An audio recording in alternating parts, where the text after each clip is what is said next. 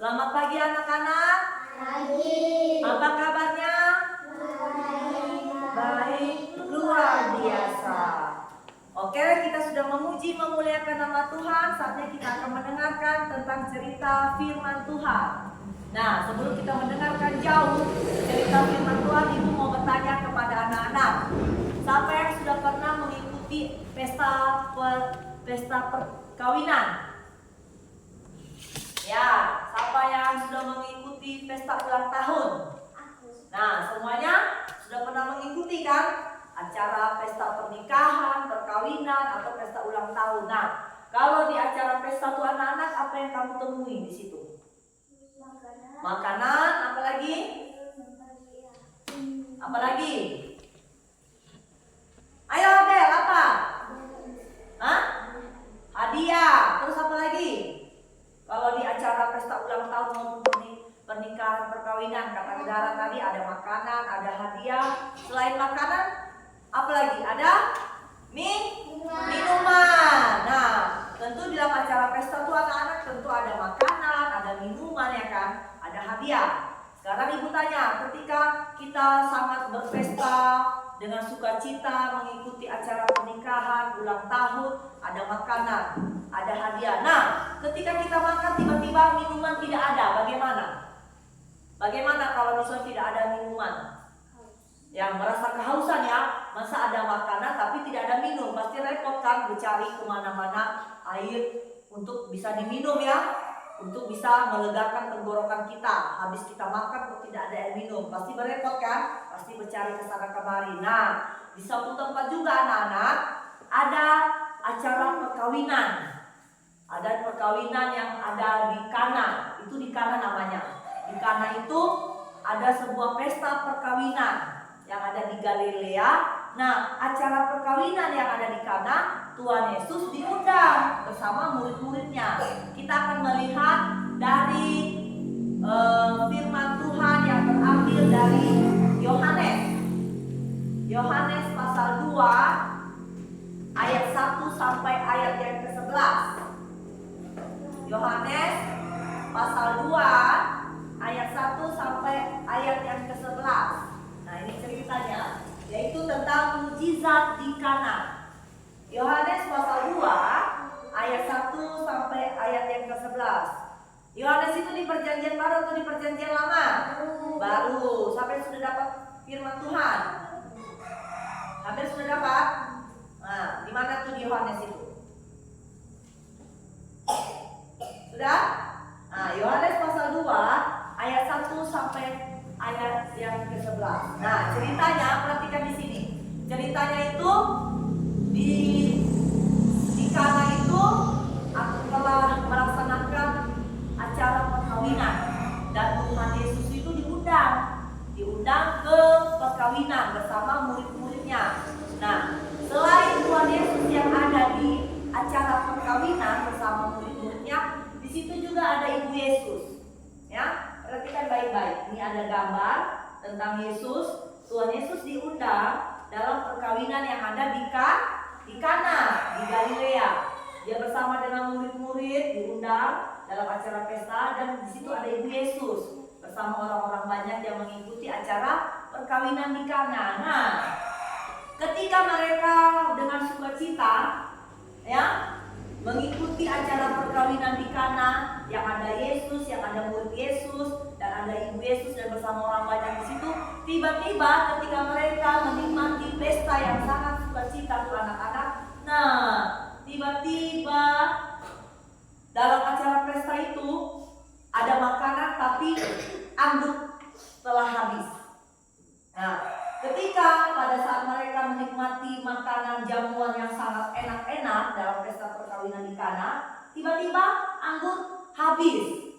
Dan Ibu Yesus ini mendekati Yesus, menghampiri Yesus, dan dia memberitahukan kepada Yesus ya, bahwa dalam acara pesta perkawinan yang ada di Kana itu anggur telah habis. Nah, dia berbicara kepada Yesus, menghampiri Yesus bahwa anggur telah habis. Nah, ketika Ibu Yesus menghampiri Yesus dengan berkata bahwa anggur telah habis, anak-anak merespon apa yang disampaikan oleh Ibu Yesus. Ketika Ibu Yesus menyampaikan anggur telah habis, nah dia berbicara nih bersama ada murid-murid dan beberapa orang-orang pelayan yang ada di situ kan. Nah, Yesus merespon perkataan dari Ibu Yesus. Dia langsung meresponnya dengan berkata, "Mau apakah engkau daripadaku, Ibu?" Itu kata Yesus. Ya, Yesus menanggapi yang disampaikan oleh Ibu Yesus, "Mau apakah engkau daripadaku, Ibu? Saatku belum tiba," kata Yesus. Nah, ketika mendengar respon dari Yesus, dan Ibu Yesus pun berkata, mendengar perintah dari Yesus, dan dia juga memerintahkan pada para pelayan yang ada di acara pesta perkawinan di Kana. Nah, Ibu Yesus memerintahkan para pelayan, apa yang dikatakannya kepadamu buatlah itu, kata Ibu Yesus. Dia menyampaikan apa kepada para pelayan? Apa yang dikatakannya kepadamu buatlah itu, ya kan? Nah, ketika sudah disampaikan Ibu Yesus kepada para pelayan, ya, dan Yesus melihat ada 6 tempayan, ya. Ini ada 6 tempayan tuh, 6 tempayan yang ada di acara pesta perkawinan di Kana, ya. Terus ketika Yesus melihat tempayan ada 6, dia memerintahkan para pelayan yang ada di pesta itu, ya, supaya para pelayan mengisi air biasa ke dalam tempayan. Tempayan ini anak-anak kalau di adat orang Yahudi pada zaman itu, ini adalah tempat pembasuhan. Ini tempat pembasuhan bagi adat orang Yahudi. Tetapi ketika Tuhan Yesus melihat tempayan itu, karena pengakuan Ibu Yesus bahwa anggur telah habis. Jadi pasti bingung mereka mencari anggur kemana lagi kan? Iya kan? Sementara pesta sudah berlangsung, sudah dilaksanakan. Semua banyak tamu-tamu yang datang. Nah, ketika Tuhan Yesus melihat tempayan-tempayan yang ada di sana ada 6, jadi dia memerintahkan para pelayan yang ada di situ untuk mengisi air itu di dalam tempayan dengan penuh, tidak ada lagi yang tersisa atau setengah kah, tidak. Tuhan Yesus memerintahkan para pelayan untuk mengisi tempayan itu dengan air penuh, ya. Dan mereka pun melakukan apa yang Tuhan perintahkan kepada para pelayan. Jadi mereka mengisi setiap tempayan itu. Sementara dalam untuk diisi tempayan ini anak-anak supaya penuh itu sekitar 2 atau 3 buyung di dalamnya baru bisa. Nah, jadi mereka mengikutilah apa yang disampaikan oleh Yesus kepada mereka.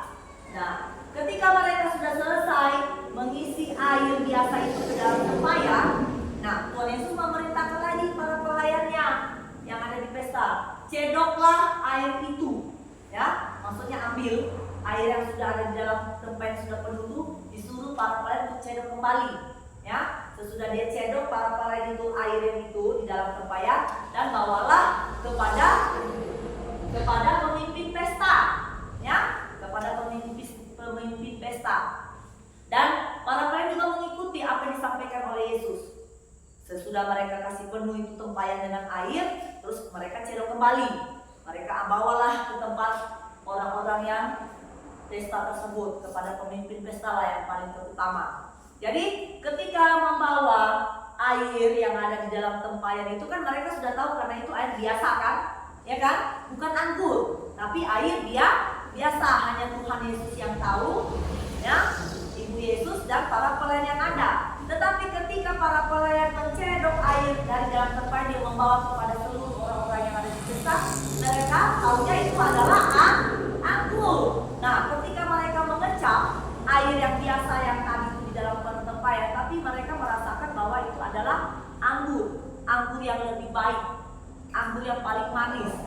Dan pemimpin pesta dan beberapa orang-orang yang di sekitar dalam acara pesta, ya, memuji bahwa ini adalah anggur yang sangat terbaik, anggur yang lebih baik yang diberikan. Biasanya kan kalau anggur yang lebih baik mungkin ya bisa disimpan dulu kan, dan di anggur-anggur yang tidak baik yang itu diberikan kepada tamu-tamu. Tapi tidak, ini malah berbeda. Air yang biasa di dalam tempayan itu ya dicedok kembali oleh para pelayan dan diberikan kepada orang yang ada di pesta. Tiba-tiba air itu berubah menjadi anggur yang manis. Ya, anggur yang manis itu karena mukjizat yang Tuhan Yesus lakukan.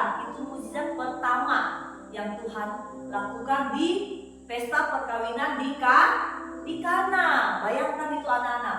Coba kalau kamu ada acara pesta, tiba-tiba makanan sudah banyak semua, tiba-tiba kepingin minum anggur, tiba-tiba tidak ada, harus mencari. Apalagi contohnya mungkin anggurnya jauh untuk dicarikan, jauh dari tempat pesta, tentu kelabakan kan.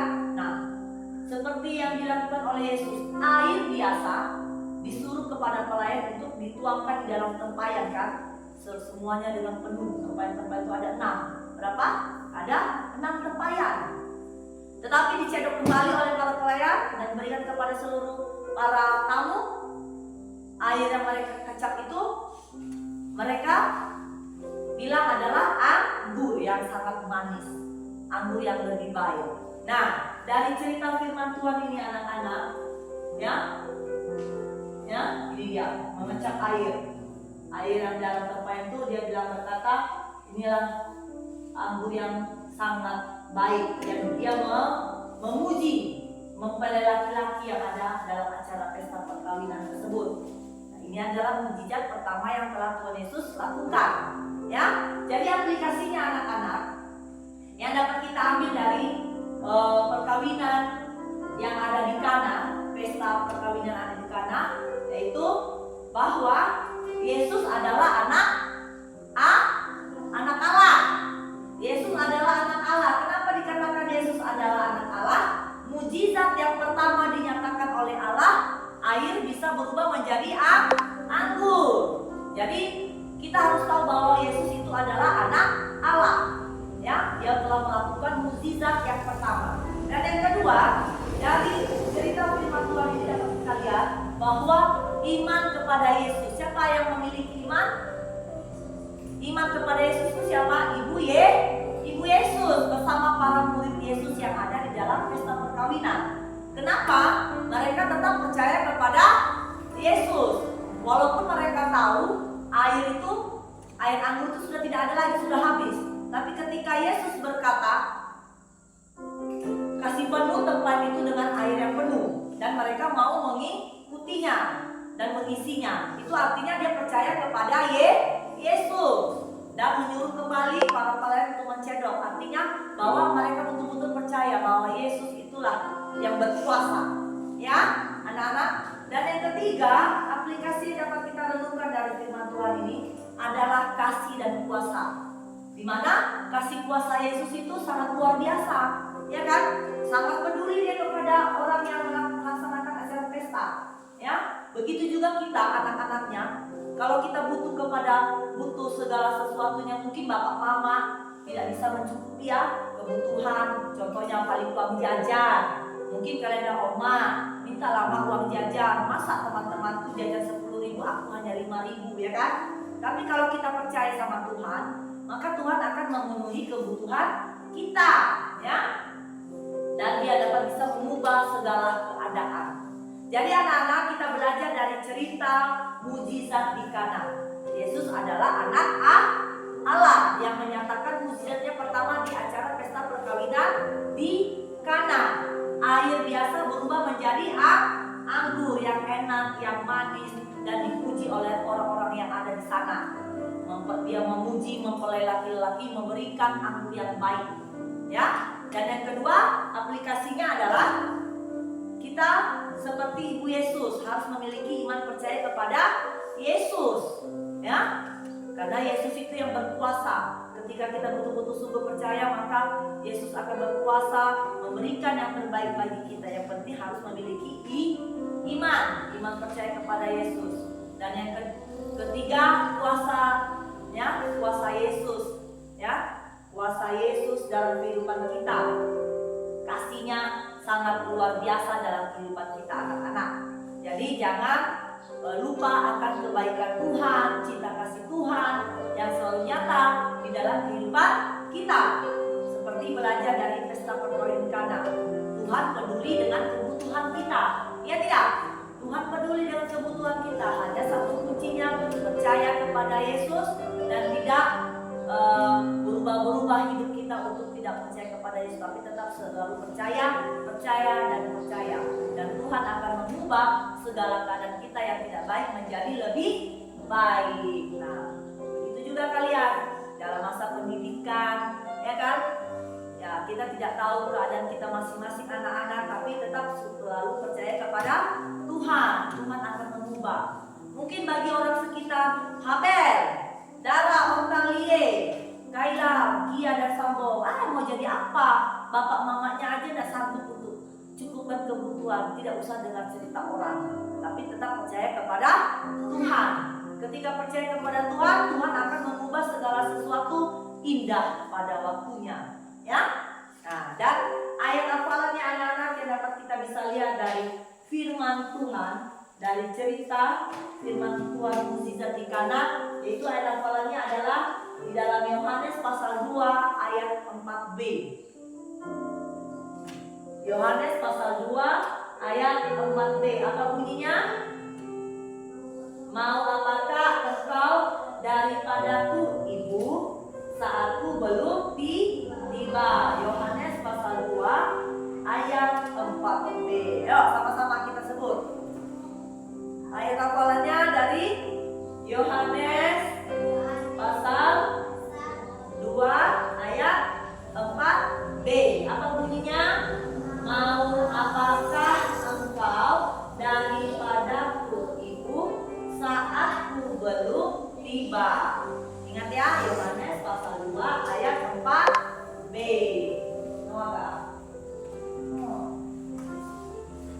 Oke, kita sudah dengarkan cerita firman Tuhan. Mari kita berdoa. Mari kita berdoa, lipat tangan, tutup mata, kita berdoa. Tuhan Yesus, terima kasih kami sudah dengar cerita firman Tuhan. Tuhan Yesus, tolong kami, berkati kami, agar kami tetap selalu sungguh-sungguh percaya kepada Tuhan, seperti peristiwa perkawinan di Kana, di mana Tuhan Yesus memberikan suatu mukjizat, mengubah air biasa menjadi anggur yang lebih baik. Tuhan Yesus, kami mau hidup kami sama seperti yang Kau lakukan peristiwa di Kana. Kami mau menjadi anak-anak yang lebih sungguh percaya kepada Tuhan dan dapat bisa mengubah keadaan kami untuk menjadi lebih baik. Berkati kami anak-anak-Mu, berkati dengan firman Tuhan, dan kami lakukan firman Tuhan dalam kehidupan kami hari lepas hari. Dalam nama Yesus kami sudah berdoa. Amin.